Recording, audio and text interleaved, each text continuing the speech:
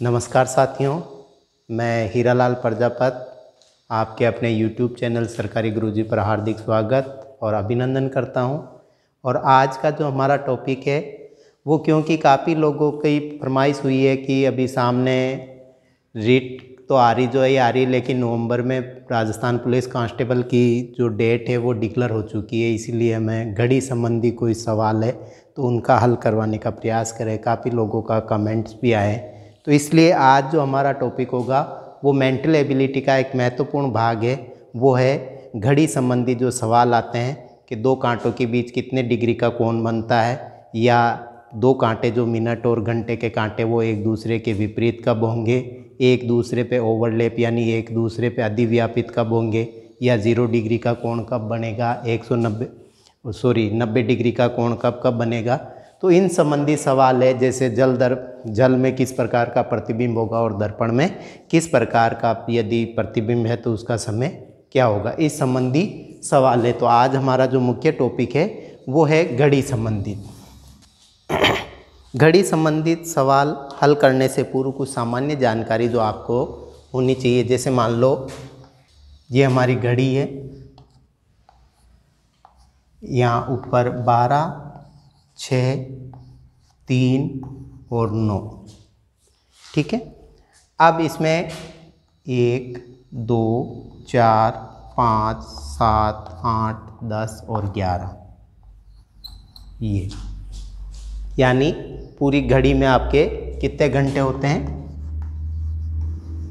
12 घंटे होते हैं। और यदि हम कोण के हिसाब से देखते हैं तो यहाँ 0 डिग्री का कोण मानते हैं, तो यहाँ से होते हुए जब एक पूरा चक्कर पूरा होता है यहाँ तक पुनः आते हैं तो ये कहलाता है पूर्ण कोण। क्या कहलाता है? संपूर्ण कोण। और संपूर्ण कोण में क्योंकि पूरा होता है तो इसमें कितने डिग्री का होता है, वो होता है 360 डिग्री का। तो अब यदि आपके सामने आए कि 1 घंटे में घंटे की सुई कितने डिग्री का कोण बनाती है, तो इसमें कुल कितने घंटे हैं, 12 घंटे हैं, और कुल कोण कितना है, संपूर्ण कोण 360 का। तो 1 घंटे में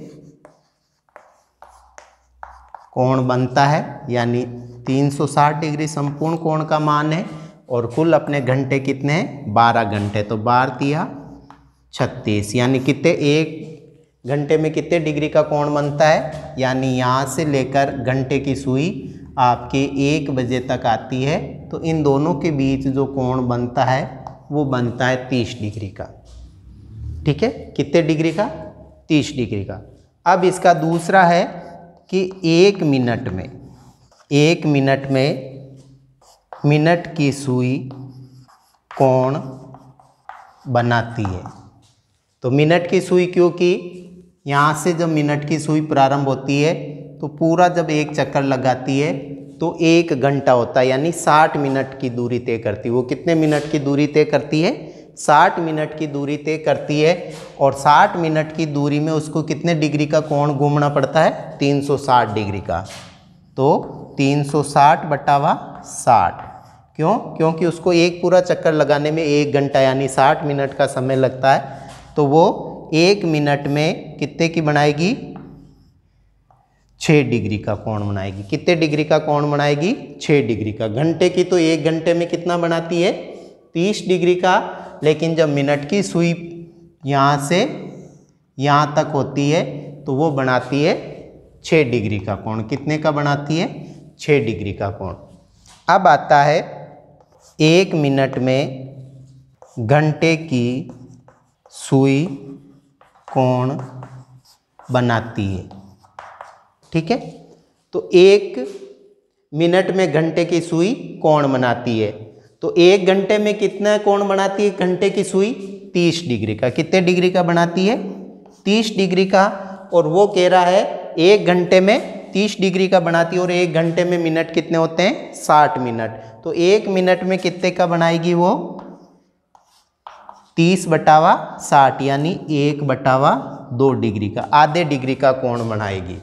यानी घंटे की सुई 1 मिनट में कितने डिग्री का कोण बनाएगी, आधे डिग्री का कोण बनाएगी।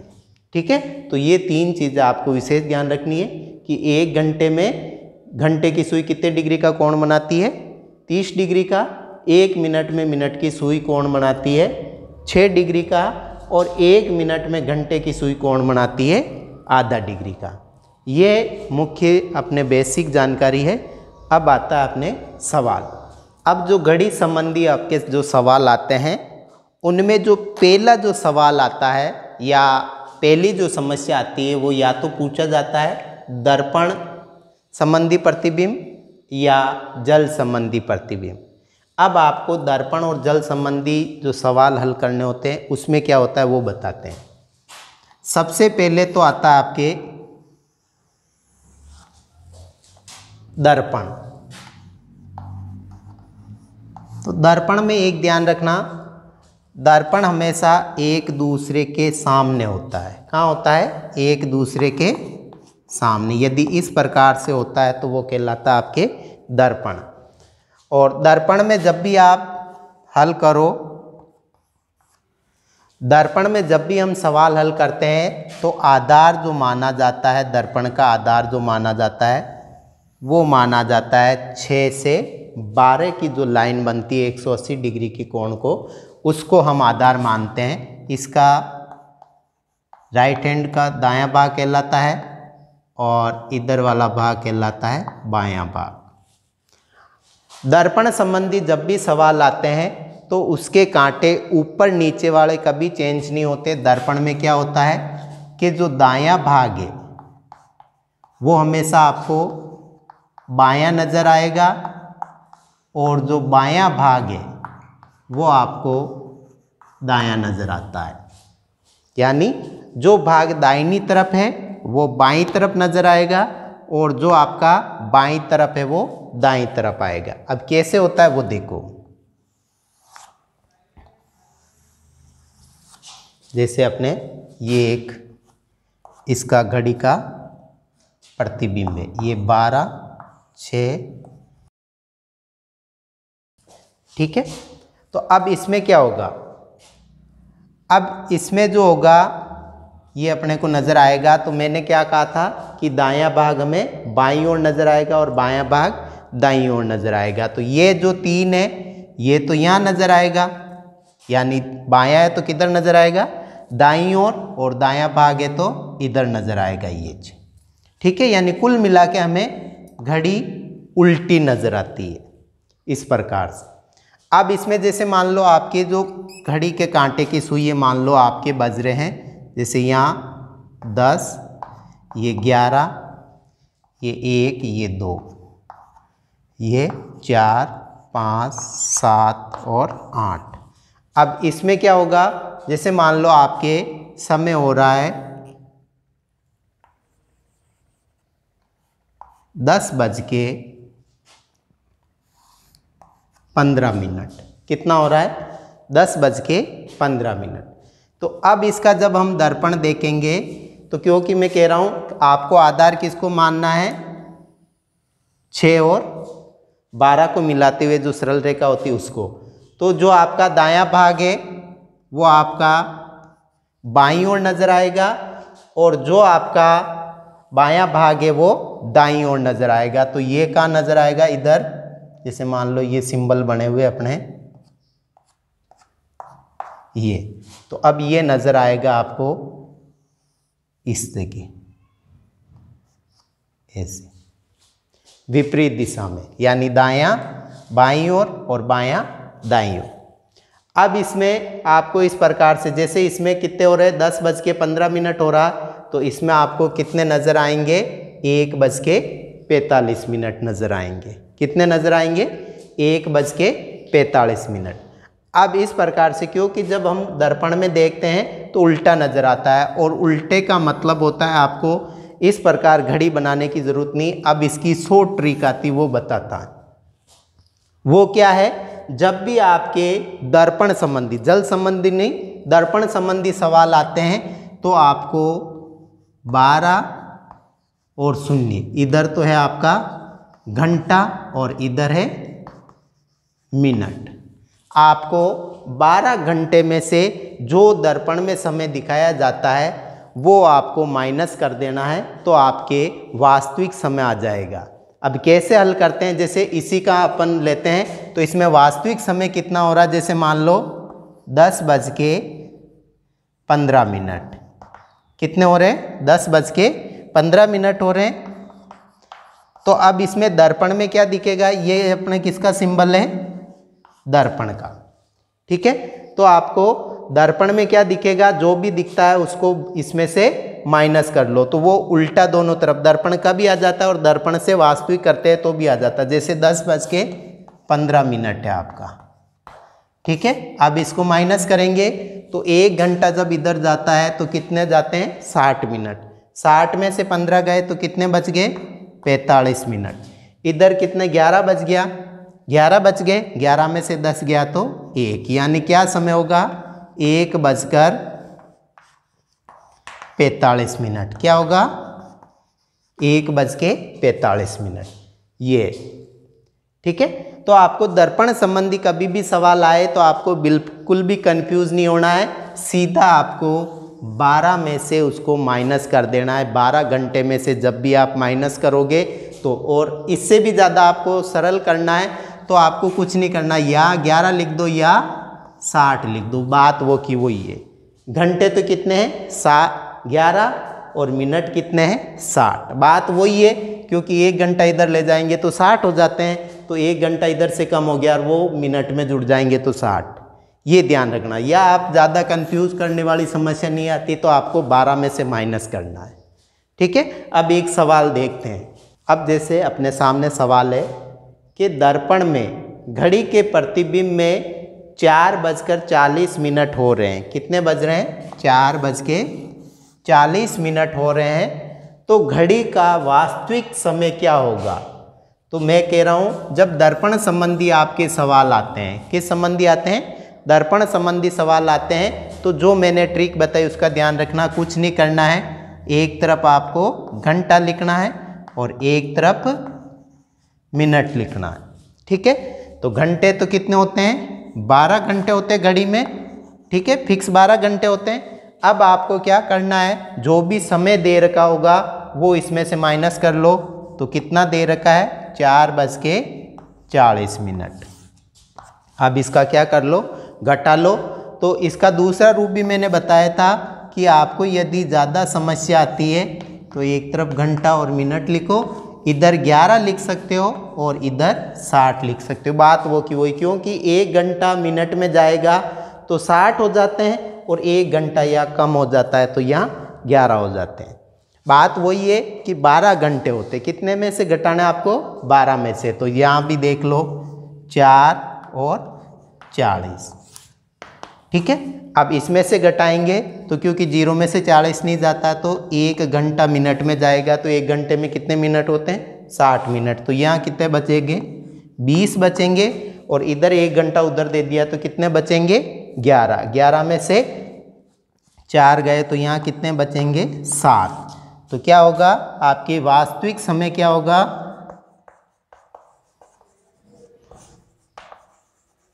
वास्तविक समय होगा आपका 7:20। कितना होगा, तो इसी प्रकार यदि इसको भी माइनस करेंगे तो 60 में से 40 गए तो 20 और 11 में से 4 गए तो 7, ये का यही समय होगा।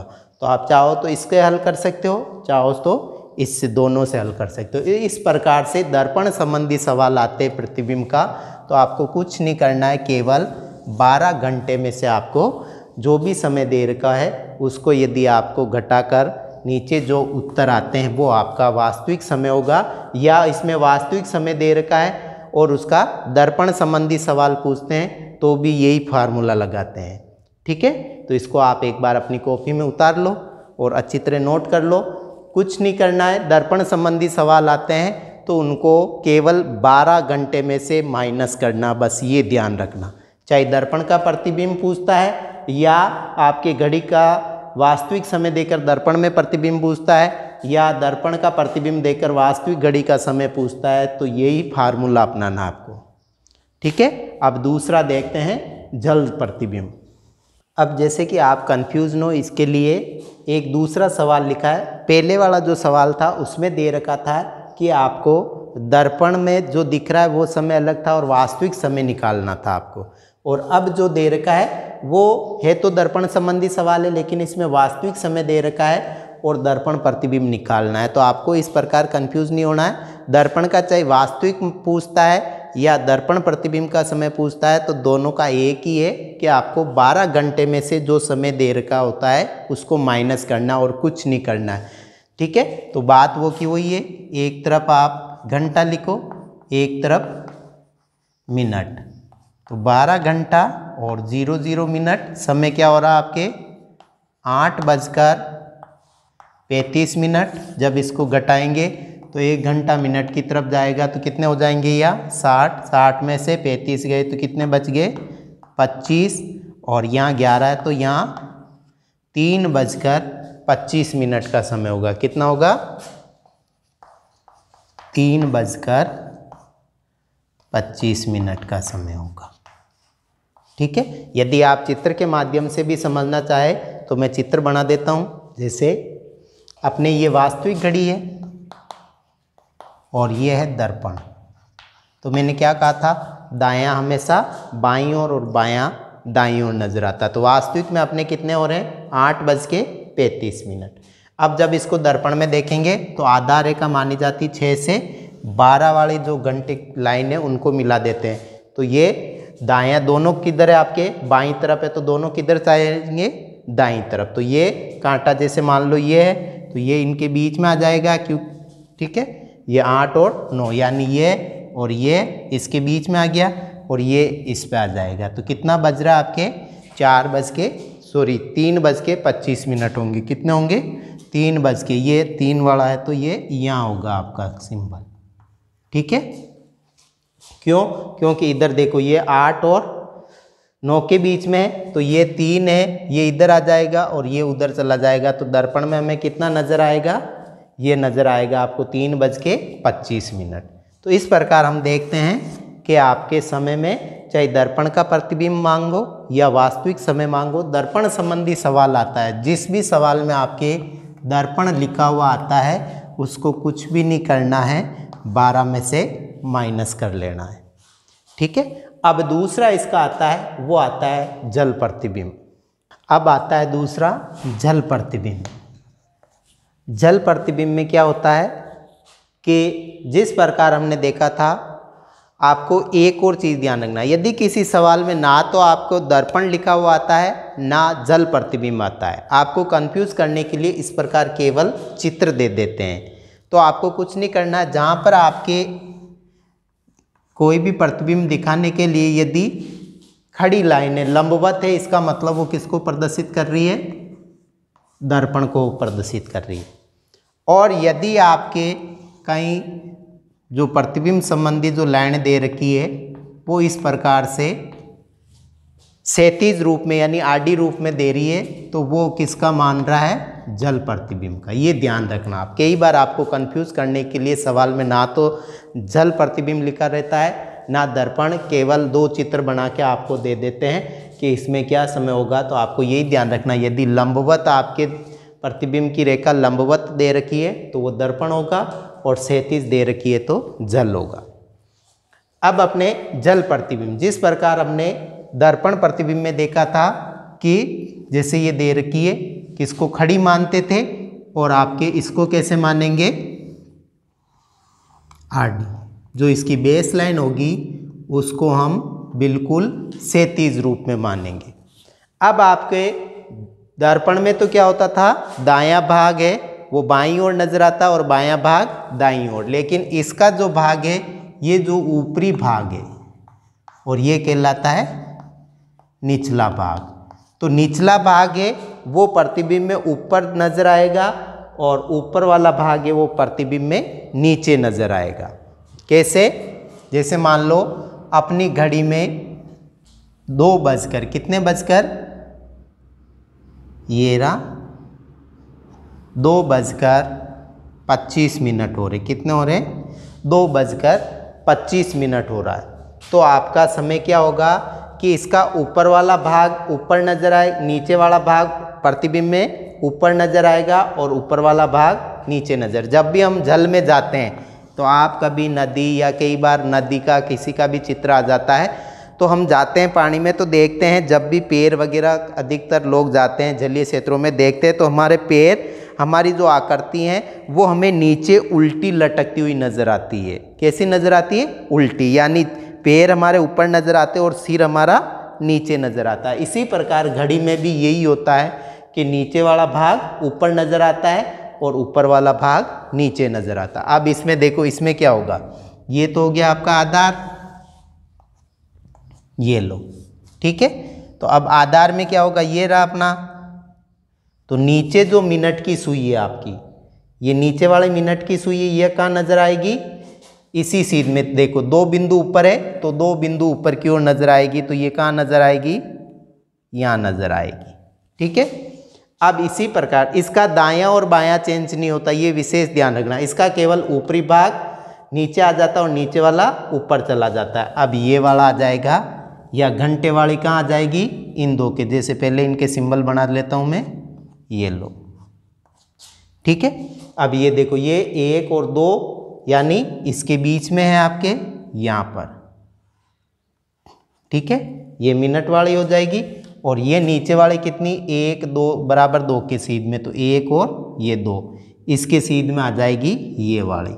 तो आपको कितना समय नजर आएगा इसमें? लगभग आपके 5 बजकर, जैसे इसमें 1 बजकर कितने हो रहे हैं? 25 मिनट हो रहे हैं, तो इसमें कितना नजर आएगा? जैसे मान लो इसमें कितने बज रहे हैं? 1 बजकर 25 मिनट, कितने हो रहे? 25 मिनट। तो अब जब इसका उल्टा रूप हम देखेंगे तो इसमें कितने नजर आएंगे आपको? यहाँ ये कितने बज रहे हैं? अब 1 बजकर आपके कितने हो रहे हैं? 25 मिनट हो रहे हैं, तो यहाँ आपको उल्टा इसका नजर आएगा, वो होगा 5 बज के, ये वाला समय कितना नजर आएगा? 5 बज के। तो अब देखो, जब भी ऐसे सवाल हल करते हैं तो आपको 18:30 में से घटा लेने हैं। किस में से घटा लेने हैं? 18:30 में से। तो आपके वास्तविक समय कितना था? 1 बजकर 25 मिनट। कितना हो रहा है? 1। तो अब इसको माइनस करेंगे तो ये 5 और यहाँ 17, तो 17 बजा, इसका मतलब 17 का मतलब कितना है? 5 बज रहे हैं, क्योंकि 12 बजे के बाद, कितने बजे के बाद? 12 बजे के बाद अपने 5 घंटे इसमें जुड़ेंगे तो कितने हो जाएंगे? 17। तो इस प्रकार हम देखेंगे इसमें कितना समय नजर आएगा आपको? 17 बजकर 5 मिनट। इसको राउंड अप में देखते हैं तो 5 बजकर 5 मिनट होंगे। कितने होंगे? 5 बजकर 5 मिनट। तो ये विशेष ध्यान रखना, दर्पण में आपको कुछ नहीं करना है, केवल बेसिक नॉलेज तो ये रखनी है कि इसका दायां और बायां भाग कभी चेंज नहीं होता, कांटे जिस सीध में उसी में होते हैं। केवल ये है कि जो नीचे वाला कांटा है वो ऊपर चला जाता है दर्पण में और ऊपर वाला कांटा नीचे आ जाता है, बस ये ध्यान रखना है। ये तो हो गया आपकी दर्पण।